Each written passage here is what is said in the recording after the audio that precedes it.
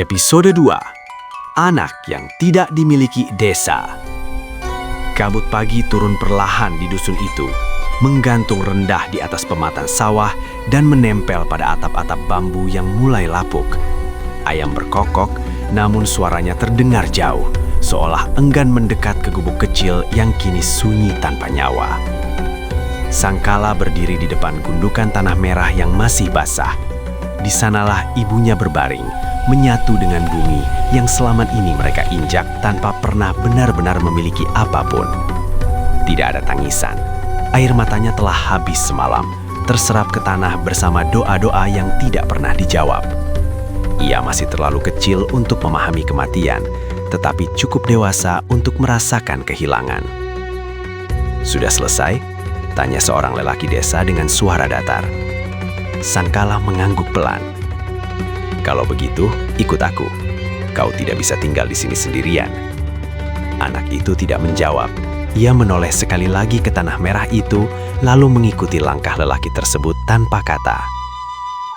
Hari-hari berikutnya mengajarkan satu pelajaran sederhana. Belas kasihan selalu punya batas.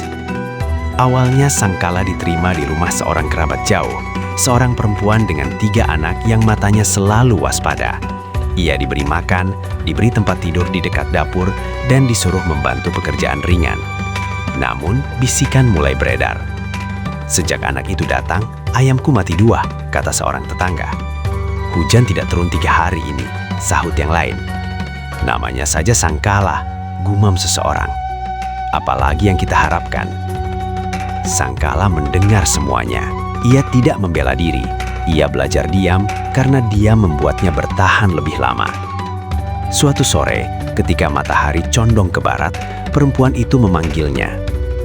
"Kau anak baik," katanya tanpa menatap mata Sangkala. "Tapi, sebaiknya kau pergi untuk kebaikan kita semua." "Kemana?" tanya Sangkala lirih. Perempuan itu terdiam, tidak ada jawaban. Malam itu, Sangkala kembali berjalan sendirian. Ia mulai memahami bahwa desa-desa di Jawa bukan sekedar tempat tinggal. Mereka adalah lingkaran, dan siapapun yang tidak punya darah, nama, atau pelindung akan selalu berada di luar. Di desa lain, ia mencoba bertahan dengan membantu memanggul air, membersihkan kandang, atau menjaga anak-anak kecil. Beberapa orang memberinya sisa nasi, sebagian lagi hanya memberinya tatapan curiga. Seorang lelaki tua pernah menatapnya lama, lalu berkata, "Matamu terlalu tajam untuk anak seumurmu." "Apa itu salah?" tanya Sangkala. "Tidak," jawab lelaki itu pelan. "Tapi mata seperti itu biasanya membawa jalan yang sulit." Kata-kata itu tertanam dalam benaknya. Malam demi malam, Sangkala tidur di tempat yang berbeda. Di kolong rumah panggung, di balai desa, di tepi hutan. Ia mulai mengenal bau ketakutan dan lapar sebagai bagian dari hidup. Suatu malam, hujan turun deras. Ia berteduh di bawah pohon beringin tua di batas desa. Petir menyambar, menerangi wajahnya sesaat. Wajah anak yang terlalu cepat belajar tentang kerasnya dunia. Di bawah gemuruh langit, Sangkala teringat kata-kata ibunya. "Jangan kehilangan belas kasihan." Ia menggenggam tangannya sendiri. "Kalau aku menjadi seperti mereka, siapa aku nanti?" gumamnya. Hujan tidak menjawab. Beberapa bulan kemudian, perubahan mulai tampak. Sangkala tidak lagi hanya bertahan. Ia mulai mengamati. Ia memperhatikan siapa yang kuat, siapa yang lemah.